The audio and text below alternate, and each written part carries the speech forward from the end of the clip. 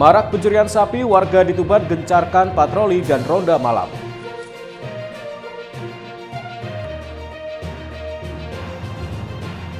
Usai isi BBM, sebuah motor terbakar di area SPBU Ngawi. Sepeda motor terbakar lokasi SPBU Tempuran. Assalamualaikum warahmatullahi wabarakatuh, pemirsa JTV Bojonegoro. Senang sekali saya Semir Ramadan kembali hadir menjumpa Anda di program Sketsa Bengawan untuk edisi hari ini.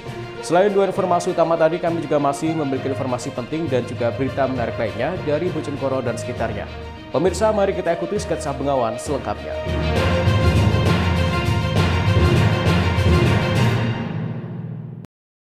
Pemirsa, kita awali informasi yang pertama. Tak ingin kasus pencurian sapi terulang lagi, warga sebuah desa di Kabupaten Tuban mengencarkan patroli dan ronda malam. Warga secara bergantian berkeliling dan memeriksa orang asing yang masuk desa. Tujuannya untuk menjaga ternak setelah sebelumnya ada 2 ekor sapi yang hilang dicuri. Beginilah suasana patroli malam yang dilakukan warga desa Tlogowaru, Kecamatan Merak-Urak, Kabupaten Tuban pada Kamis malam. Berbekal senter dan alat pukul, warga setempat beramai-ramai mengelilingi setiap sudut kandang ternak yang ada di ladang. Warga juga memantau dan memeriksa setiap gerak-gerik mencurigakan yang mengarah ke kandang ternak miliknya.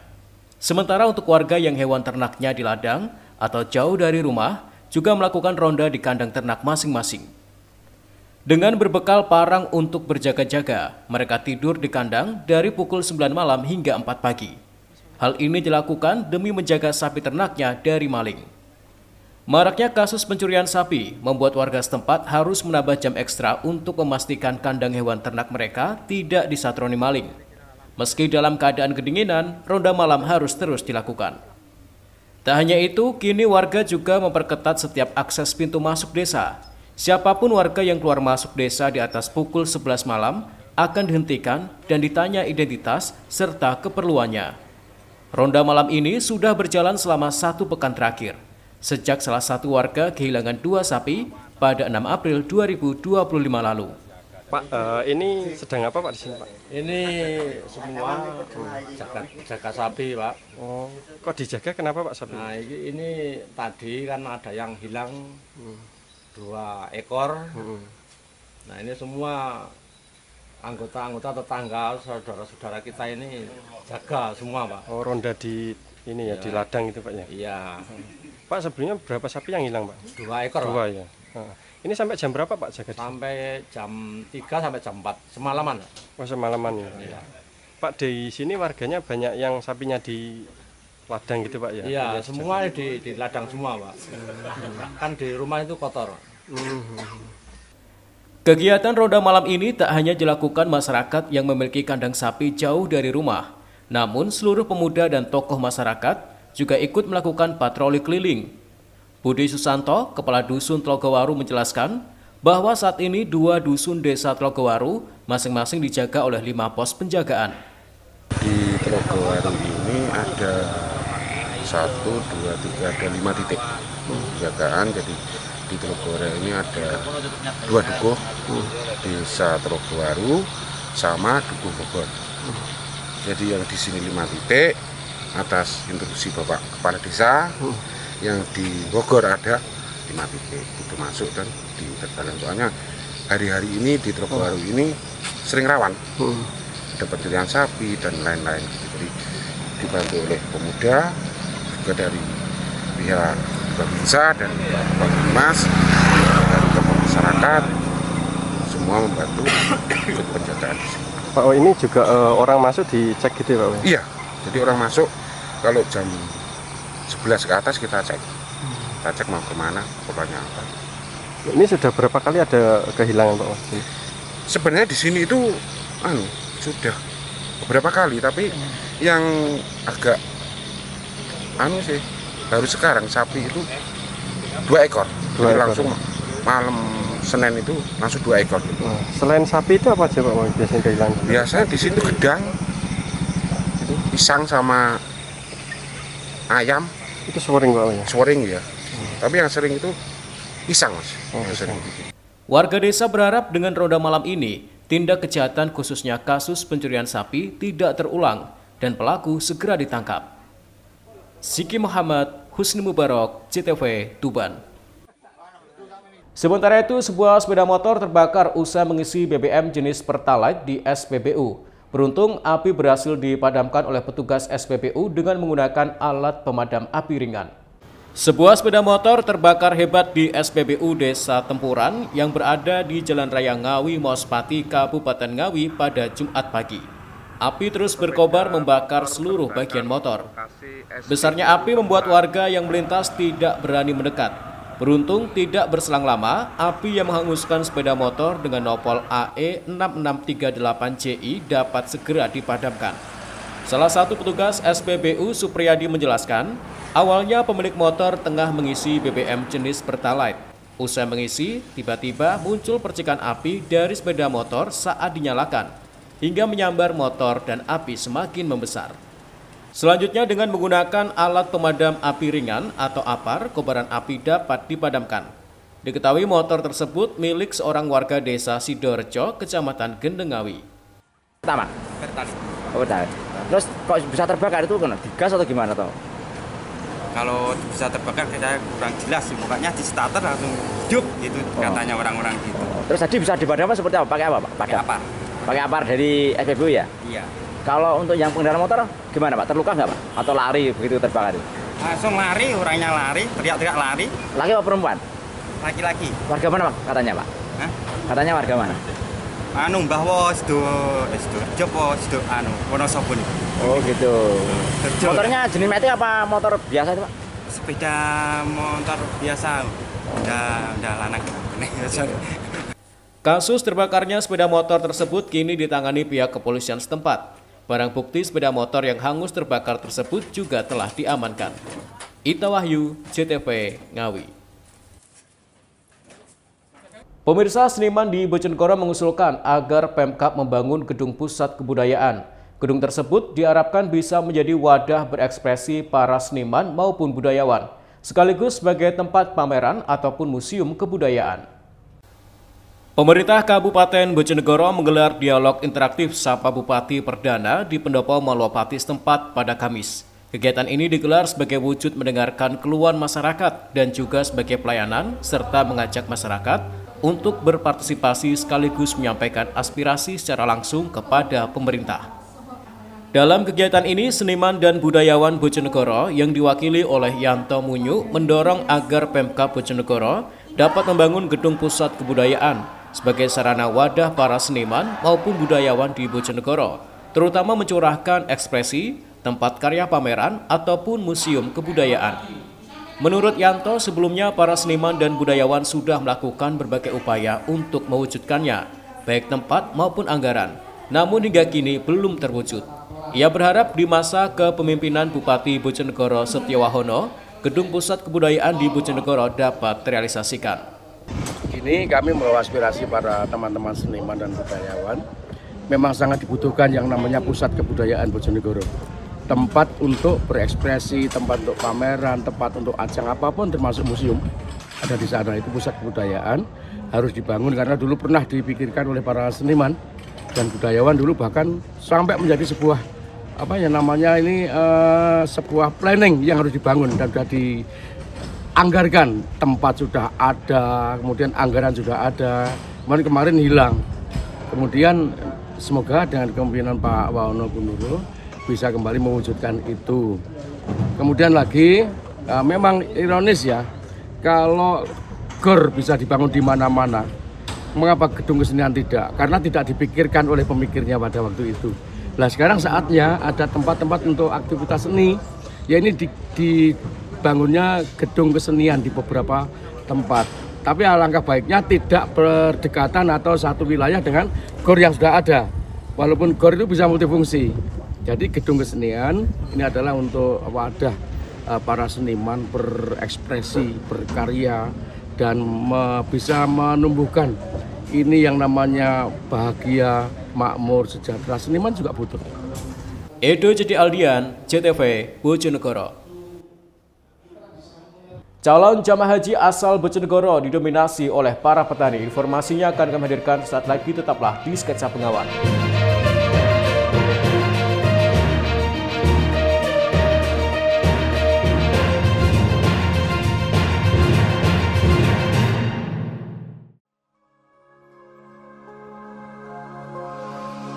PT PLN Nusantara Power UP Tanjung Awarawar promosikan pembangunan berkelanjutan melalui program Rumah Faba.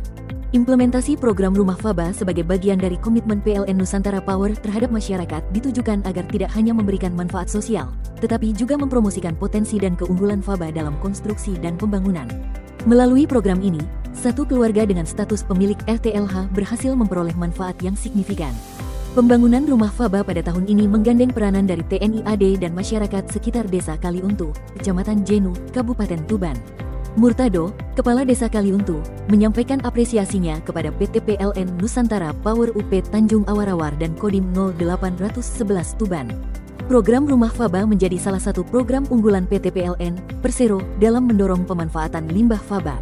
Melalui program ini, Faba berhasil dimanfaatkan sebagai bahan utama dalam inovasi produksi batako dan paving block. Pemanfaatan ini membuka peluang baru bagi solusi konstruksi yang lebih ramah lingkungan, ekonomis, dan berkelanjutan.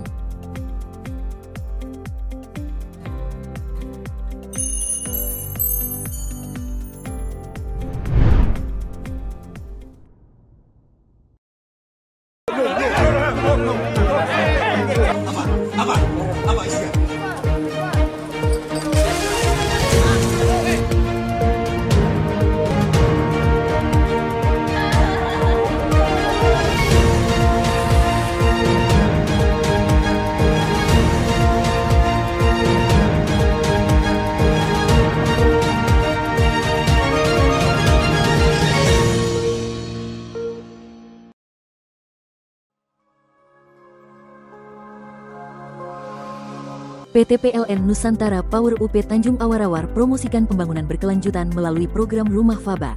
Implementasi program Rumah Faba sebagai bagian dari komitmen PLN Nusantara Power terhadap masyarakat ditujukan agar tidak hanya memberikan manfaat sosial, tetapi juga mempromosikan potensi dan keunggulan Faba dalam konstruksi dan pembangunan. Melalui program ini, satu keluarga dengan status pemilik RTLH berhasil memperoleh manfaat yang signifikan. Pembangunan Rumah Faba pada tahun ini menggandeng peranan dari TNI AD dan masyarakat sekitar Desa Kaliuntu, Kecamatan Jenu, Kabupaten Tuban. Murtado, Kepala Desa Kaliuntu, menyampaikan apresiasinya kepada PT PLN Nusantara Power UP Tanjung Awarawar dan Kodim 0811 Tuban. Program Rumah Faba menjadi salah satu program unggulan PT PLN Persero dalam mendorong pemanfaatan limbah Faba. Melalui program ini, Faba berhasil dimanfaatkan sebagai bahan utama dalam inovasi produksi batako dan paving block. Pemanfaatan ini membuka peluang baru bagi solusi konstruksi yang lebih ramah lingkungan, ekonomis, dan berkelanjutan.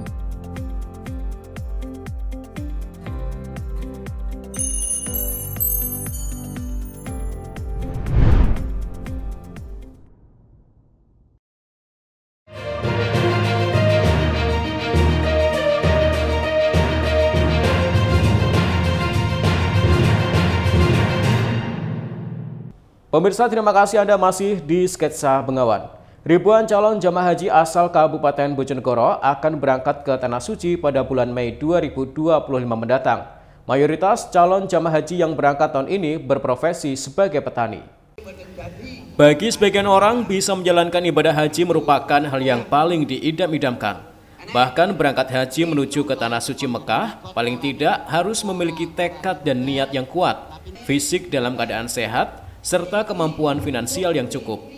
Seperti halnya di Kabupaten Bojonegoro, di musim keberangkatan haji pada tahun 2025 ini, mayoritas jamaah yang akan berangkat adalah didominasi masyarakat yang bekerja sebagai petani. Meski bekerja sebagai petani, hal itu tidak menjadi halangan bagi para calon jamaah haji untuk menunaikan ibadah haji sekaligus menyempurnakan rukun Islam. Kasih Penyelenggara Haji dan Umrah Kantor Kementerian Agama Bojonegoro, Muhammad Abdullah Hafidz mengatakan, dari sebanyak 1.508 calon jamaah haji asal Bojonegoro yang diberangkatkan tahun ini, mayoritas berprofesi sebagai petani. Selain itu, ada juga calon jamaah haji yang bekerja sebagai penjual serabi, tukang becak, hingga penjual tempe keliling. Sebagian besar tuh rata-rata kalau di Bojonegoro apa? Petani. Paling banyak yang berangkat berarti dari petani, Pak ya? Dari petani. Nah, memang jumlah penduduk kita kan petani yang paling banyak. Oh, terus mungkin ada yang lebih kondisi ekonominya kurang bagus tapi mereka niat untuk berangkat. Oh ya, ada. Ada yang penjual serabi ini di kota, berangkat suami istri yang laki-laki itu narik becak. Alhamdulillah karena kegigihan dia menabung setiap hari, nabung 100.000 gitu, akhirnya berangkat 3 tahun. Kemudian ada juga yang pekerjaannya jual tempe keliling, itu orang Sumber Telaseh, Gander. Itu juga gitu, jual tempe tapi dengan izin Allah, pertolongan Allah, akhirnya juga bisa berangkat. Untuk masa tunggu Pak, mereka rata-rata? Kalau yang kemarin itu 13 tahun, ya, berangkat daftar 2012, itu sampai sekarang baru berangkat 13 tahun. Jadi kalau yang sekarang daftar itu 34 tahun masa tunggunya. Sekarang baru daftar. Untuk biaya haji tetap sama Pak, kisaran berapa? Tetap sama 25 juta. Monggo silakan kalau mau. Sebanyak 1.508 calon jamaah haji Bojonegoro yang tergabung dalam 4 kloter tersebut diperkirakan akan diberangkatkan pada tanggal 20 Mei 2025 mendatang. Edo Jody Aldian, CTV, Bojonegoro. Sementara itu, sejumlah ruas jalan penghubung antar kecamatan di Kabupaten Ngawi masih kurang untuk penerangan jalan umum atau PJU. Tahun ini Dinas Perhubungan setempat merencanakan penambahan 300 titik PJU. Sejumlah jalan penghubung antar kecamatan di Kabupaten Ngawi masih minim penerangan. Hal ini dapat membahayakan pengguna jalan saat melintas di malam hari. Menyikapi itu, Pemkab Ngawi melalui Dinas Perhubungan tahun ini merencanakan penambahan 300 titik lampu penerangan jalan umum atau PJU. Kepala Dinas Perhubungan Ngawi, Anang Heri Prabowo menjelaskan saat ini pihaknya tengah melakukan inventarisir titik penambahan PJU. Sesuai rencana difokuskan di jalan penghubung antar kecamatan dan desa. Menurutnya kebutuhan anggaran untuk penambahan PJU tersebut kurang lebih 2 miliar rupiah. Diakuinya keberadaan PJU sangat penting dalam menunjang infrastruktur dan meminimalisir terjadinya laka lantas. Berproses terkait dengan titik-titik, sedang kita survei dengan teman-teman terkait dengan titik-titik yang akan diadakan pemasangan pembangunan untuk PJU di wilayah Kabupaten Ngawi. Dan kebetulan tahun ini juga nggak begitu banyak juga, hanya sekitar mungkin estimasi kurang lebih 300-an lah, 300 titik di wilayah Kabupaten Ngawi. Jadi ini masih dengan teman-teman masih kita laksanakan survei bareng-bareng. Dan daerah-daerah yang mungkin sangat membutuhkan, daerah-daerah rawan laka, itu juga harus kita sebagai bahan pertimbangan kita. Pak, kalau yang di jalan antara kabupaten seperti Wadungan seperti itu harus ada PJU nggak Pak? Idealnya? Idealnya harus ada, ya. Masalah di situ juga saat ini masih minim penerangan terkait dengan PJU. Nanti kita upayakan sebisa mungkin nanti sudah bisa kita laksanakan. Untuk PJU-nya mana aja Pak? Yang tahun ini rencana? Ini masih kita lakukan survei, Mas. Masih kita survei dengan teman-teman yang ada di lapangan. Seperti diketahui, beberapa ruas jalan di Ngawi masih minim penerangan. Hal ini dapat membahayakan para pengguna jalan. Maka realisasi penambahan PJU sangat diharapkan oleh masyarakat. Ita Wahyu, CTV, Ngawi. Pemirsa, sebuah mobil Kijang berisi rombongan satu keluarga asal Kabupaten Nganjuk mengalami kecelakaan di jalur Pantura Kabupaten Tuban. Mobil menabrak truk Fuso yang melaju dari arah berlawanan. Akibatnya 1 orang meninggal dunia dan 6 lainnya mengalami luka-luka. Kecelakaan maut terjadi di jalur nasional Pantura, tepatnya di Dusun Temakar, Desa Widang, Kecamatan Widang, Kabupaten Tuban, Rabu sore 16 April 2025. Mobil Kijang rombongan satu keluarga asal Kabupaten Nganjuk menabrak truk Fuso yang melaju dari arah berlawanan. Kerasnya benturan membuat kendaraan berpenumpang 7 orang itu ringsek. Akibatnya 1 orang penumpang tewas dan 6 lainnya mengalami luka-luka sehingga harus mendapatkan perawatan medis. Korban tewas adalah Sunari, 38 tahun, warga desa Bagor Kulon, Kecamatan Bagor, Kabupaten Nganjuk. Sementara korban luka-luka antara lain Tawar 50 tahun, Muhammad Ilham Raherdianto 19 tahun, Herdiana Andika Sari 31 tahun, Keisha 8 tahun, Sunari 38 tahun, Sriatun 53 tahun, Puguh Rohdiatin 46 tahun, dan Dasmiati 55 tahun. Kecelakaan bermula saat mobil Kijang bernopol AG 1811WE yang dikemudikan Tawar melaju dari arah selatan atau Babat menuju utara atau Tuban. Kendaraan penumpang itu oleng masuk jalur kanan menghantam truk Fuso bernopol H8474PA yang dikemudikan Subandi asal Semarang. Dugaan sementara sopir Kijang kehilangan fokus saat mengemudi sehingga kendaraan oleng dan menabrak bagian sisi truk yang melaju berlawanan. Penumpang mobil Kijang merupakan rombongan satu keluarga asal Nganjuk. Mereka hendak mengantar sang menantu Sunari kembali ke tempat tinggalnya di Desa Kujung, Kecamatan Widang, Kabupaten Tuban. Kecelakaan terjadi pada hari ini, hari Rabu tanggal 16 April 2025, tepatnya pukul 10.45 di wilayah hukum Polres Tuban, di Jalan Tuban Widang, Dusun Temangkar, Kecamatan Widang, Kabupaten Tuban. Kronologi kejadian tersebut berawal dari kendaraan Toyota Kijang Nopol AG1811WE ini dikemudikan oleh Tawar berpenumpang 7 orang berjalan dari arah selatan ke utara. Dari menurut keterangan saksi, dari awal dari perjalanan ini pengemudi ini sudah melalui oleng, kemudian masuk ke lajur kanan, mengalami kecelakaan dengan truk yang dikemudikan oleh Subandi yang berjalan dari arah berlawanan, yaitu dari arah utara ke selatan. Dari kecelakaan tersebut, akibatnya Pak Sunari ini setelah dibawa ke rumah sakit akhirnya meninggal dunia. Kemudian penumpang dari kendaraan Kijang tersebut mengalami luka-luka. Yang meninggal berapa? Yang meninggal 1 orang. Untuk yang luka-luka? Untuk luka-luka ada 5. Itu penyebabnya apa?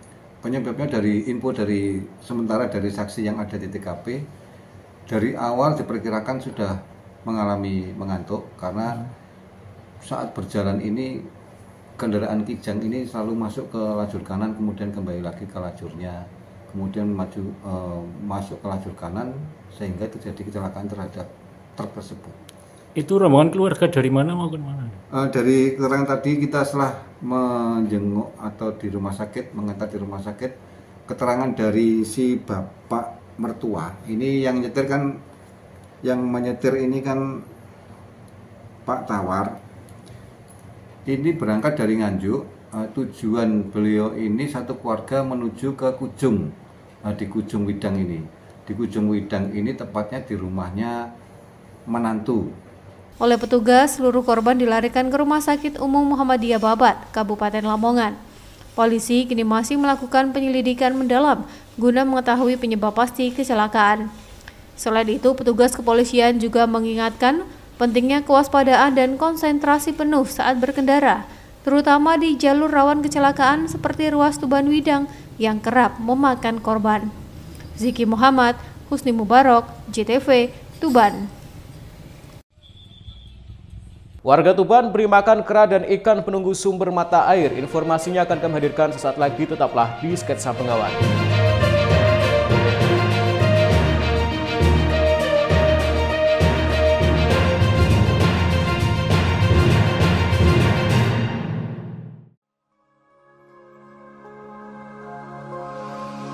PT PLN Nusantara Power UP Tanjung Awarawar promosikan pembangunan berkelanjutan melalui program Rumah Faba. Implementasi program Rumah Faba sebagai bagian dari komitmen PLN Nusantara Power terhadap masyarakat ditujukan agar tidak hanya memberikan manfaat sosial, tetapi juga mempromosikan potensi dan keunggulan Faba dalam konstruksi dan pembangunan. Melalui program ini, satu keluarga dengan status pemilik RTLH berhasil memperoleh manfaat yang signifikan. Pembangunan Rumah Faba pada tahun ini menggandeng peranan dari TNI AD dan masyarakat sekitar Desa Kaliuntu, Kecamatan Jenu, Kabupaten Tuban.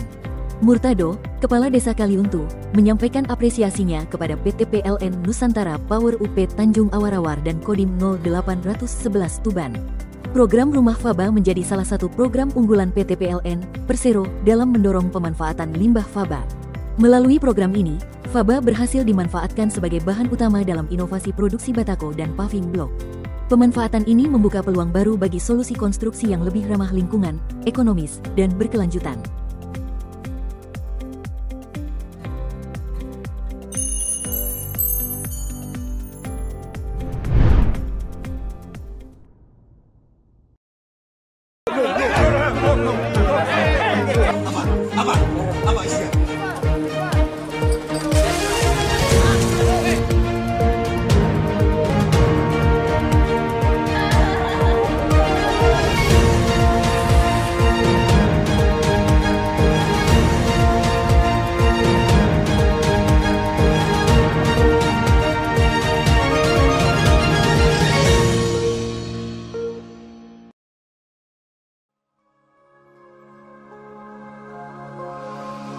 PT PLN Nusantara Power UP Tanjung Awarawar promosikan pembangunan berkelanjutan melalui program Rumah Faba.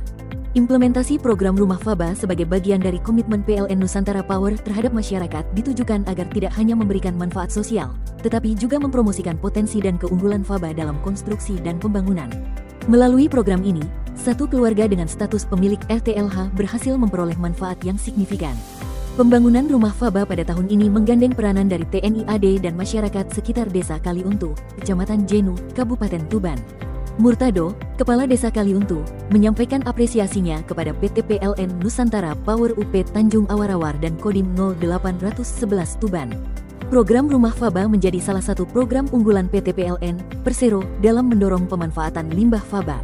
Melalui program ini, Faba berhasil dimanfaatkan sebagai bahan utama dalam inovasi produksi batako dan paving block. Pemanfaatan ini membuka peluang baru bagi solusi konstruksi yang lebih ramah lingkungan, ekonomis, dan berkelanjutan.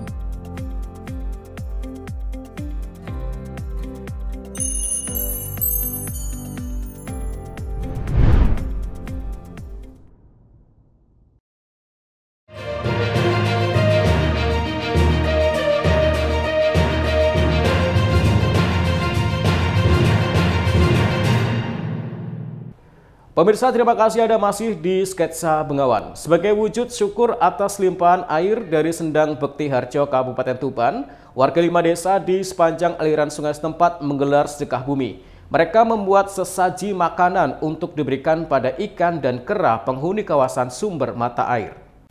Pemandangan berbeda terlihat di sumber mata air atau sendang di Desa Bekti Harjo, Kecamatan Semanding, Kabupaten Tuban. Sumber mata air yang digunakan sebagai tempat wisata mendadak didatangi ratusan warga sekitar. Mereka datang membawa nasi berkat untuk diberikan kepada ikan dan kera penghuni sendang.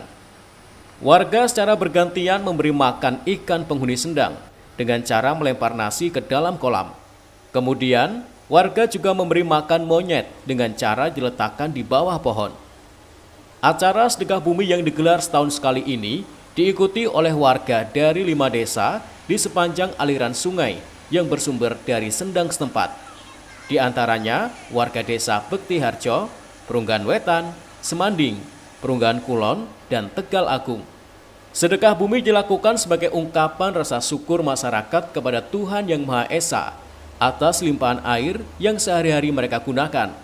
Tak hanya untuk mengairi areal persawahan, air sendang Widodaren juga digunakan warga untuk minum hingga memasak. Ini tadi ngasih makan apa sih? Ngasih makan ikan.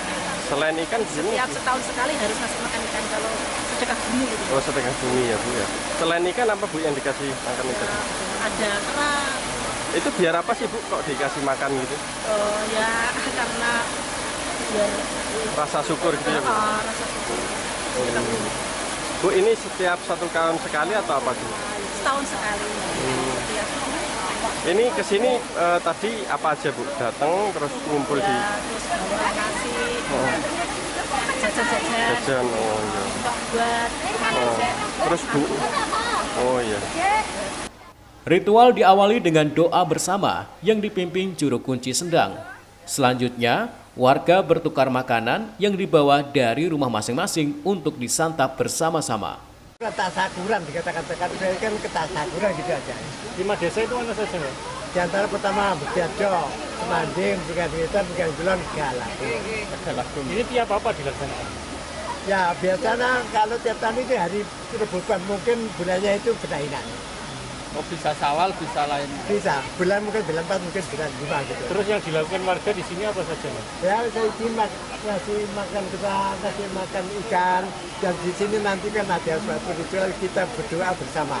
Harapannya Pak? Harapannya semoga diberi panjang umur, sehat, rezeki yang banyak, yang kerjanya juga semoga lancar.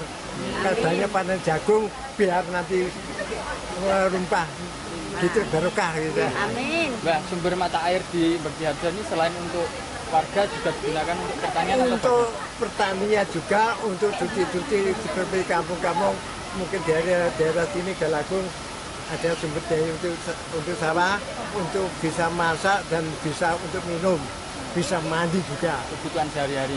Dan itu air adalah bukan pokok. Sedekah bumi ini sudah menjadi tradisi turun-temurun yang digelar setiap tahun.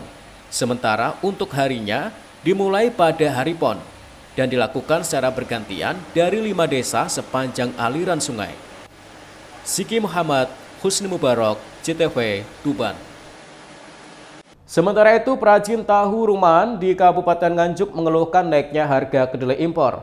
Bahan baku utama tahu yang sebelumnya dijual Rp8.000 kini naik menjadi Rp10.000 per kilogramnya. Agar tidak merugi, mereka terpaksa memperkecil ketebalan tahu. Perajin tahu rumahan di Kelurahan Kramat, Kecamatan Nganjuk Kota, Kabupaten Nganjuk, mengeluhkan naiknya harga kedelai impor. Sebulan lalu harga kedelai Rp8.000 per kilogram, kini naik menjadi Rp10.000 per kilogramnya. Untuk mensiasati agar mendapatkan untung, produsen tahu terpaksa harus mengurangi ketebalan tahu sekitar setengah sentimeter dari ukuran sebelumnya. Langkah tersebut dilakukan agar harga jual tahu tetap terjangkau oleh konsumen tanpa harus menaikkan harga di tengah daya beli masyarakat yang belum pulih sepenuhnya. Salah satu perajin tahu mengaku naiknya harga kedelai impor berdampak langsung pada proses produksi tahu yang sangat bergantung pada bahan baku kedelai impor. Mereka berharap pemerintah bisa turun tangan untuk menstabilkan harga kedelai. Kapan Pak itu? 1 bulan berjalan ini. Itu harga kedelai impor atau lokal? Impor ya. Impor ya. Pak, ini kan harga kedelai terus menaik toh. Iya. Ini untuk produsen tahu mensiasatinya gimana Pak? Ya mungkin dari bahannya itu dikurangi sedikit-sedikit itu, tergantung naikannya. Harganya? Harganya tetap, cuma itu apa? Bahannya itu, bahan kedelainya itu dikurangi. Misal satu masak itu 20 kilo, kita ambil 18 kilo per masak. Jadi kita kurangi 2 kilo atau 1 kilo gitu. Kalau ketebalannya sendiri bagaimana Pak? Ketebalan ya pasti ya berkurang karena bahannya berkurang itu. Sampai berapa senti pengurangan ketebalan Pak? Ya mungkin hampir setengah senti itu agak kelihatan. Pak, harga kedelai tadi kan 10.000. Iya. Kalau sebelumnya berapa Pak? Sebelumnya itu 8.000, 8,5 gitu. Apa Pak penyebabnya sampai naik-naik terus ini? Apa sulit atau bagaimana? Itu apa ya, kayak ya dari penjual itu memang ada ukurannya gitu. Apa kebijakan dari impor itu Pak? Kebijakan impor akhirnya harga lokal itu naik gitu. Jika kenaikan harga ini berlarut-larut, maka para perajin tahu rumahan terancam gulung tikar. Pasalnya biaya operasional yang mereka keluarkan tidak sebanding dengan hasil yang didapatkan. Ahmad Sarwani, CTV, Nganjuk. Pemirsa, informasi tadi sekaligus mengakhiri sketsa Bengawan untuk edisi hari ini. Jangan lupa follow akun sosial media kami di bawah ini. Kirimkan kritik dan saran Anda ke alamat email kami ctvbojonegoro@ctv.co.id. Terima kasih atas kebersamaan Anda. Saya Semi Ramadan bersama kerabat kerja yang bertugas pamit dari hadapan Anda. Wassalamualaikum warahmatullahi wabarakatuh. Salam CTV Bojonegoro.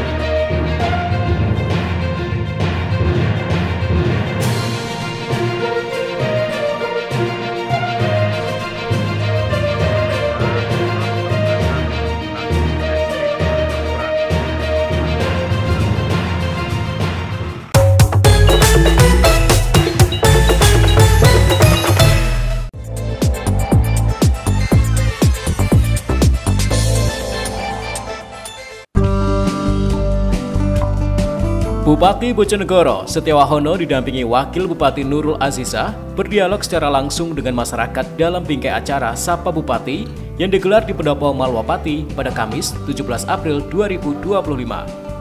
Program ini menjadi komitmen Pemkab setempat terhadap keterbukaan informasi dan partisipasi publik untuk bersama-sama membangun Bojonegoro lebih bahagia, makmur, dan membanggakan.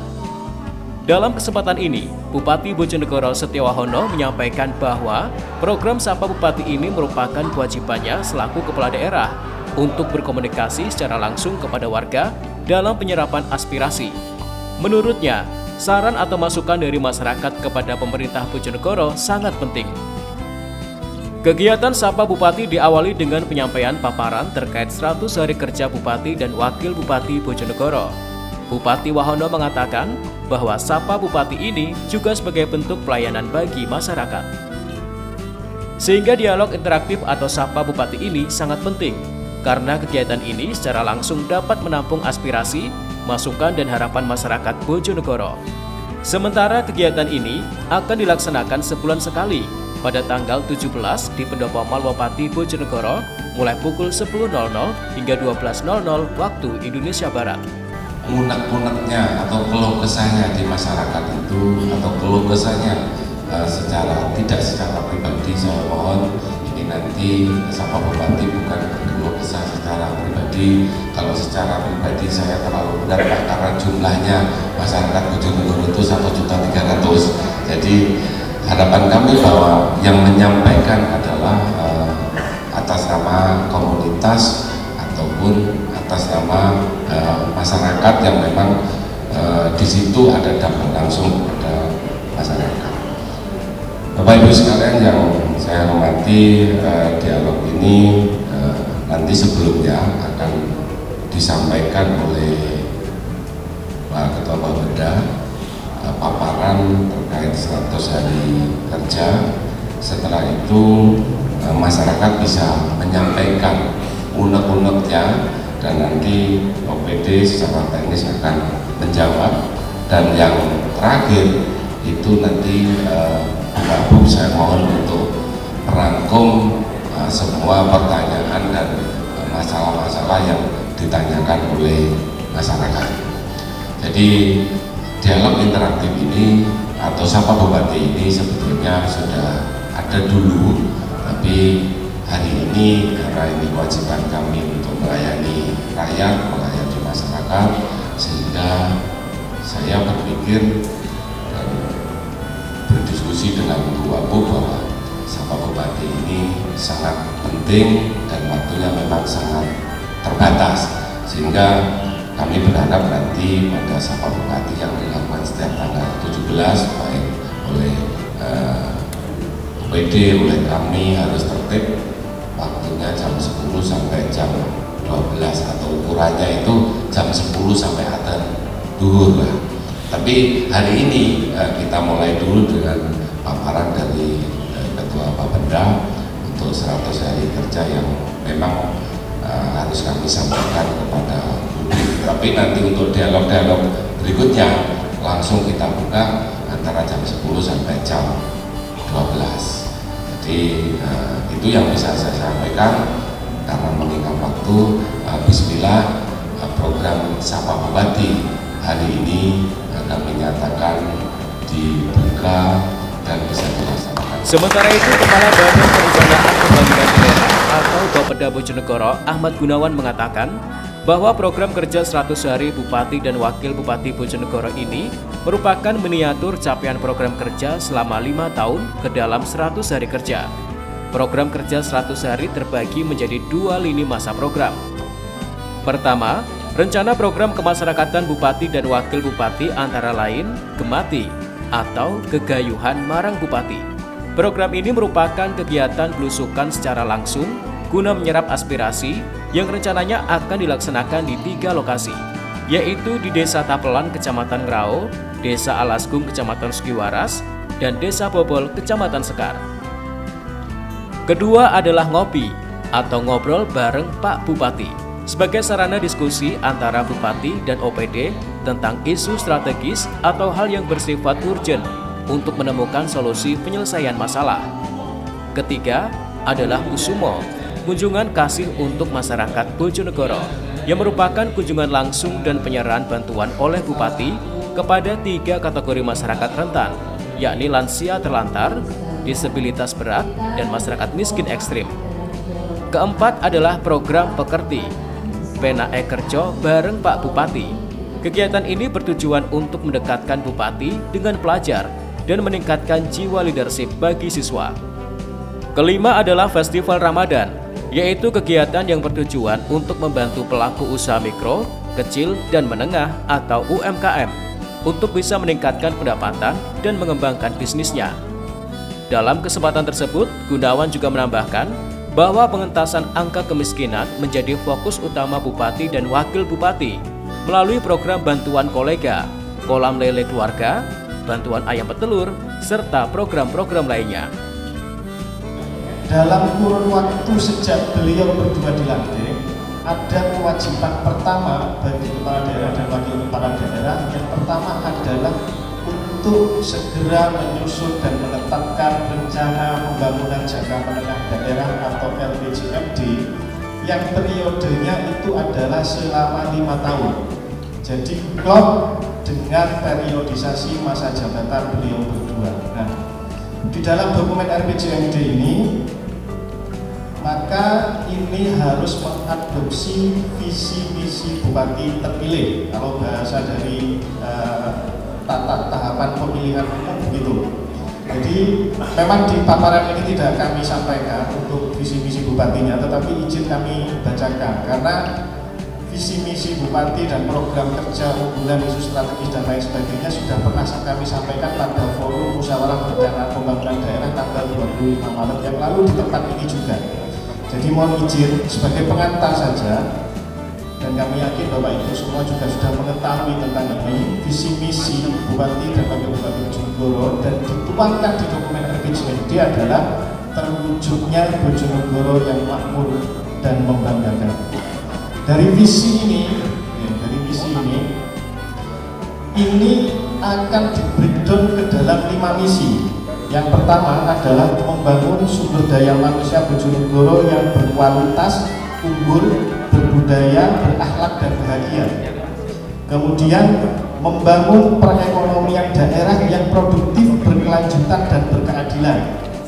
Yang ketiga, membangun lingkungan yang lestari dan mengembangkan transisi energi baru terbarukan.